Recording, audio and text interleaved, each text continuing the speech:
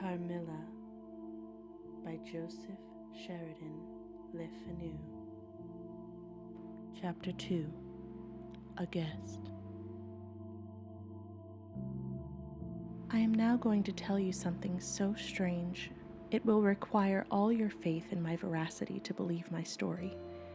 It is not only true, but truth of which I have been an eyewitness. It was a sweet summer evening, and my father asked me, as he sometimes did, to take a walk with him along our manor house's beautiful forest vista. General Spieldorf cannot come to us as soon as I had hoped, said my father as we ambled through the landscape. He was, presently, meant to pay us a week's-long visit, and we had expected his arrival the next day. He was to have brought with him a young lady, his niece and ward, Mademoiselle Reinfeld, whom I had never seen, but whom I had heard described as a very charming girl, and in whose society I had promised myself many happy days. I was unspeakably disappointed. This visit, and the new acquaintance it promised, had furnished my daydreams for many weeks. "And how soon does he come?" I asked.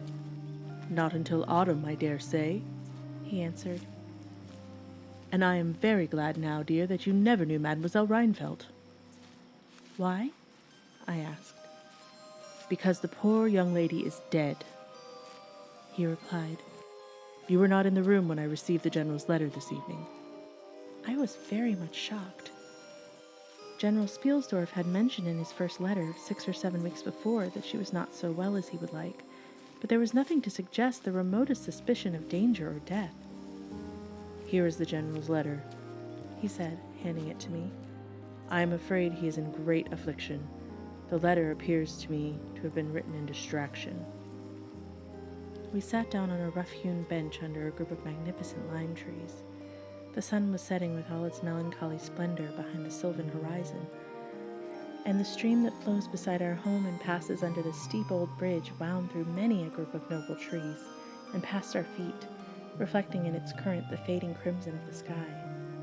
General Spieldorf's letter was so extraordinary, so vehement, and in some places so self-contradictory, that I read it twice over, the second time aloud to my father, and was still unable to account for it, except by supposing that grief had unsettled his mind. It read, "I have lost my darling daughter, for as such I loved her. During the last days of dear Bertha's illness, I was not able to write to you.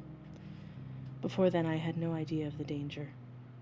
I have lost her, and now learn all too late.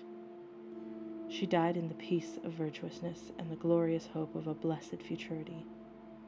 The fiend who betrayed our infatuated hospitality has done it all. I thought I was receiving into my house innocence, gaiety, a charming companion for my lost Bertha. Heavens, what a fool I have been. I thank God my child died without a suspicion of the cause of her suffering.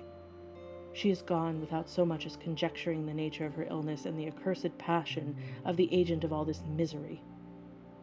I devote my remaining days to tracking and extinguishing a monster. I am told I may hope to accomplish my righteous and merciful purpose. At present there is scarcely a gleam of light to guide me. I curse my conceited incredulity, my despicable affectation of superiority, my blindness, my obstinacy, all too late. I cannot write or talk collectedly now. I am distracted. As soon as I have a little recovered, I mean to devote myself for a time to inquiry, which may possibly lead me as far as Vienna. Sometime in the autumn, 2 months hence, or early if I live, I will see you. That is, if you permit me. I will then tell you all that I scarce dare put upon paper now.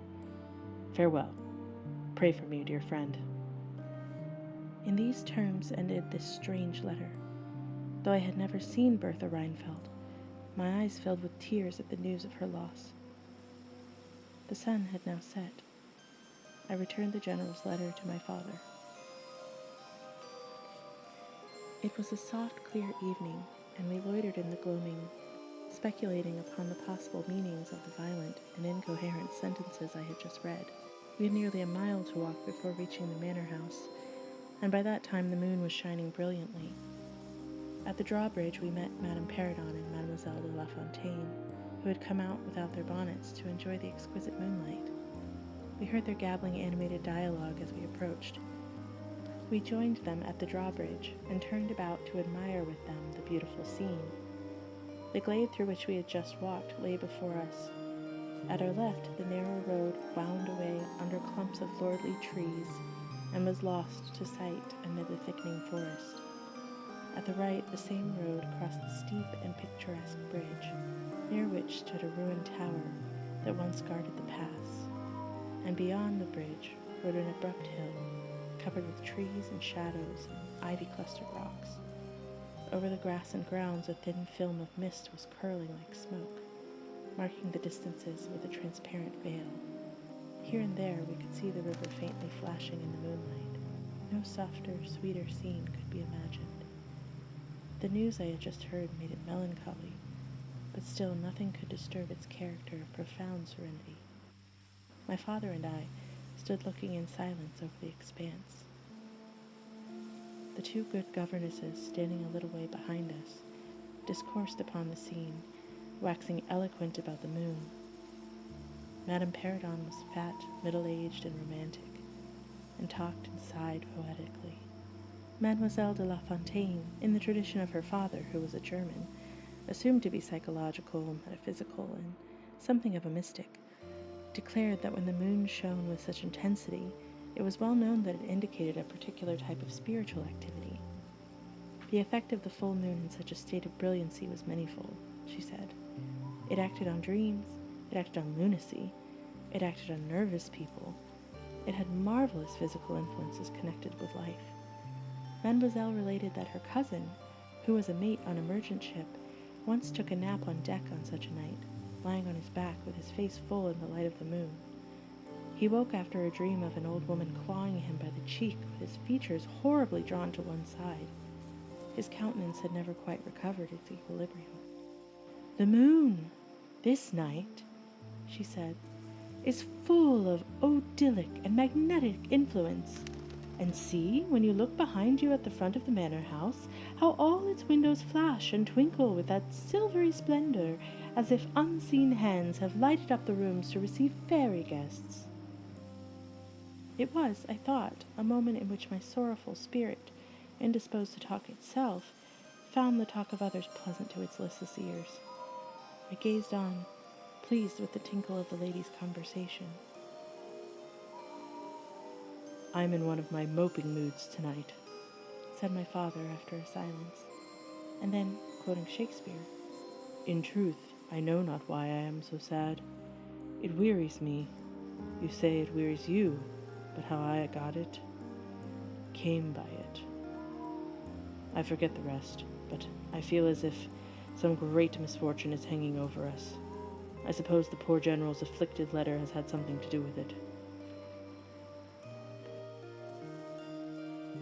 The sound of carriage wheels and many hoofs upon the road arrested our attention. It seemed to be approaching from the high ground overlooking the bridge, and very soon it emerged. 2 horsemen, then a carriage drawn by 4 horses. 2 men rode behind. It was the traveling coach of a person of rank, and we were all immediately absorbed in watching the very unusual spectacle.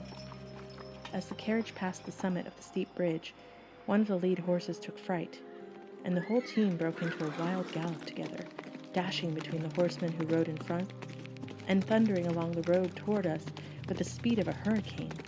From the carriage window came a long and terrible scream.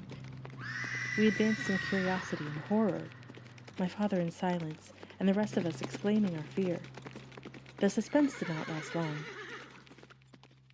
Just before the castle drawbridge, there stood by the roadside a magnificent lime tree and an ancient stone cross, at sight of which the horses, now going at a pace that was perfectly frightful, swerved. The wheel buckled under the projecting roots of the tree. I knew what was coming. I covered my eyes and turned my head away. My governesses cried out. I opened them again to a scene of utter confusion. 2 of the horses lay sprawled on the ground. The carriage lay upon its side with 2 wheels spinning in the air. The men were busy removing the traces, and a lady with a commanding air and figure climbed out. She stood with clasped hands, raising a handkerchief to her eyes. Through the carriage door was now lifted a young lady, who appeared to be lifeless. My dear old father was already beside the elder lady with his hat in his hand, tendering his aid and the resources of his manor house. The lady did not appear to hear him or have eyes for anything but the slender girl being placed against the slope of the bank. I approached. The young lady was apparently stunned, but she was certainly not dead. My father, who fancied himself something of a physician, placed his fingers on her wrist. He assured the lady, who declared herself the girl's mother, that her pulse, though faint and irregular, was still perceptible. There was something in this lady's air and appearance so distinguished and imposing, and in her manner so engaging, one could not help the conviction that she was a person of consequence. She was a fine-looking woman for her time of life, and must have once been handsome. She was tall and pale, but not thin, dressed in black velvet and with a proud and commanding countenance, though now agitated strangely. She clasped her hands and looked upward, as if in a momentary transport of celestial gratitude, but immediately returned with a theatrical monologue. "Was ever a being so born to calamity?" she cried. "Here I am on a journey of life and death, in which to lose an hour is to lose all. My child will not have recovered sufficiently to resume her route for who can say how long. I must leave her. I cannot, dare not delay. How far on, sir, can you tell, is the nearest village? I must leave her there. I shall not see my darling, or even hear of her, till my return 3 months hence." I plucked my father by the coat and whispered earnestly in his ear, "Oh, Papa, pray ask her to stay with us. It would be so delightful. Do, pray." "If Madame will entrust her child to the care of my daughter, and of her good governess, Madame Perrodon, and permit her to remain as our guest under my charge until her return, it will confer a distinction and an obligation upon us, and we shall treat her with all the care and devotion which so sacred a trust deserves." "I cannot do that, sir. It would be to task your kindness and chivalry too cruelly," said the lady distractedly. "It would, on the contrary, confer unto us a very great kindness at the moment when we most need it. My daughter has just been disappointed by a cruel misfortune, in a visit from which she had long anticipated a great deal of happiness. If you confide this young lady to our care, it will be her best consolation. The nearest village on your route is distant, and affords no such inn at which you could think of placing your daughter, and you cannot allow her to continue her journey for any considerable distance without danger. If, as you say, you are unable to suspend your journey, you must part with her tonight. Nowhere could you do so with more honest assurances of care and tenderness than here." By this time the carriage was back in its upright position, and the horses quite tractable in their traces again.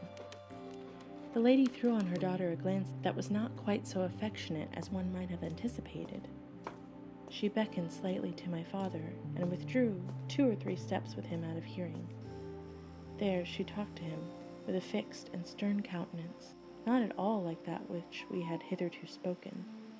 I was filled with wonder that my father did not seem to perceive the change, and also unspeakably curious to learn what it could be that she was speaking in his ear with so much earnestness and rapidity. For 2 or 3 minutes she remained thus employed, then turned and walked to where her daughter lay, supported by Madame Perrodon. She knelt beside her for a moment, and whispered, it seemed, a little benediction in her ear. Then, hastily kissing her, she stepped into her carriage. The door was closed, the footmen in stately liveries jumped up behind, the outriders spurred on, the postilions cracked their whips, the horses broke into a furious canter that threatened to become a gallop, and the carriage whirled away, followed at the same rapid pace by the 2 horsemen in the rear.